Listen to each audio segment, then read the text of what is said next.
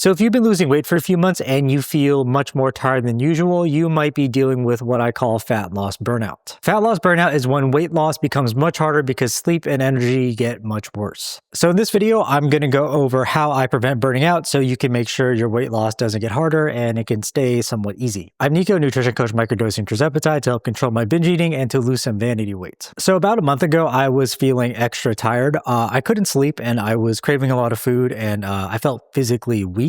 Like I would slouch while standing up because being upright was pretty draining. And these are all signs for me that I'm taking my weight loss too far. It's pretty much just being really fatigued or exhausted, and it doesn't get any better. Now, if I continue to lose weight, then all the bad things I feel just get much worse to the point where I can't function in my everyday life. So to make it better, I take what's called diet breaks, meaning I eat more food and take time off from losing weight. An analogy I like using for this would be taking vacations from work. So losing weight can be both physically and mentally tiring, just like working at a job. And when we get too tired, we start to burn out. So before that happens, we take a vacation to rest. And after we get some time away from work, we can go back to our jobs and be more productive and not burn out. Hopefully. Diet breaks are the vacations for weight loss. So once I feel exhausted from losing weight for a long time, like 12-ish weeks in my case, I take a break to rest and eat more food. Then after some time, I feel good again and I can lose weight without feeling terrible. Now, what happened after I took my most recent diet break? I got my energy back and my motivation and drive to lose fat went up and I ate a lot of food without gaining any weight. Right around here is when I took my diet break, and then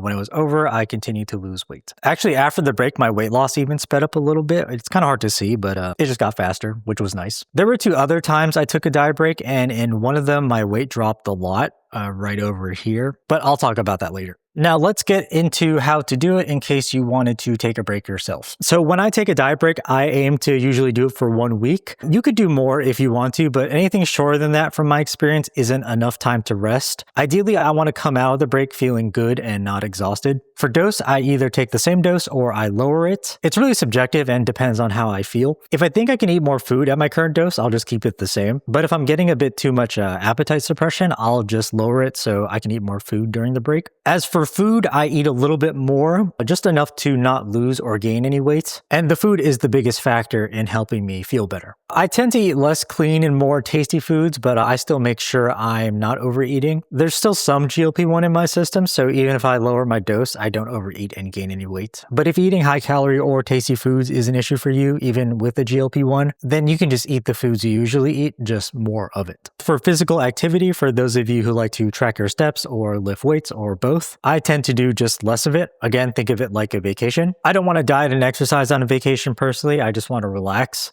But a little exercise isn't too bad, and it actually might be better. All right, when is it a good time to take a diet break? And you can take a break anytime, really. You don't have to feel tired or exhausted to do it. I just like to do it during those times. As for being sick, losing weight while having like a cold or the flu isn't the best idea because not eating enough can make the sickness worse or last longer. So taking a week or two off is a good idea. So these two are unplanned diet breaks. Just take them whenever they come up. The next three are more planned. Like for vacations and holidays, I don't want to lose weight during these times because there's tasty food going around. But for those of you who your GLP-1 use is a secret, it could save you those awkward moments for when people are wondering why you aren't eating. And last is easy times at work. Diet breaks isn't just about eating more food, but also reducing everyday stress or anything that can cause it. If I eat more food, but the rest of my life is still demanding and chaotic, then I don't recover as well and I burn out much sooner. Now I'm going to get more specific and talk about what I experienced during my last diet break so you know what to expect. So my cravings tend to go up as I lose weight and go back to normal when I eat more food. Even on a GLP-1, my cravings can come back. It's just not as strong. If I wasn't on tirzepatide, then it would for sure be really bad. For energy levels, I feel pretty drained after losing weight for months. And after the break, I feel about like 80 to 90% normal. I'm never really at 100%, but that's just part of losing weight in general. For motivation and drive, doing everyday things such as getting out of bed, working, running errands, socializing, pretty much anything becomes really hard to do. But after the diet break, it's much better.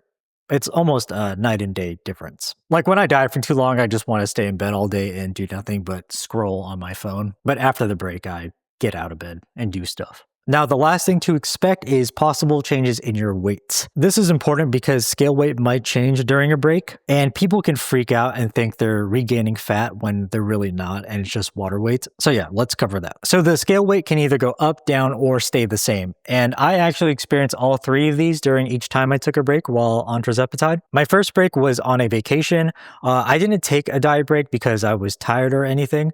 I took it because I wanted to just eat more food. But I messed up and forgot to lower my dose, so I ended up not eating as much as I wanted to. I still ate more food and it caused me to gain some water weight, as you can see right over here. But again, it was water weight and not fat. The water weight came from eating a bunch of salty restaurant foods, but after the vacation, I dropped it and ended up not gaining any weight. My second break was during the holidays, and this time was pretty rough. I was really tired and burning out from the diet, but luckily the timing was good because it was Christmas, so I lowered my dose to eat more food. Here I was actually holding on to a lot of water weight, and I thought I was plateauing, but then after the break, my weight dropped really hard. This is an example of losing weight after a diet break. Again, it's just water weight, but that's fine because water weight can hide our progress. For my most recent break, I took it for the same reasons as my second diet break. I was just tired and I was burning out, but this time I didn't lower my dose, mostly because I felt like I could eat enough food without having to take less GLP-1. My cravings were actually pretty high and I ate a bunch of tasty foods, and I thought I was going to gain some weight because of all the salty food I ate, but my weight ended up staying the same. So this probably meant I was dropping water weight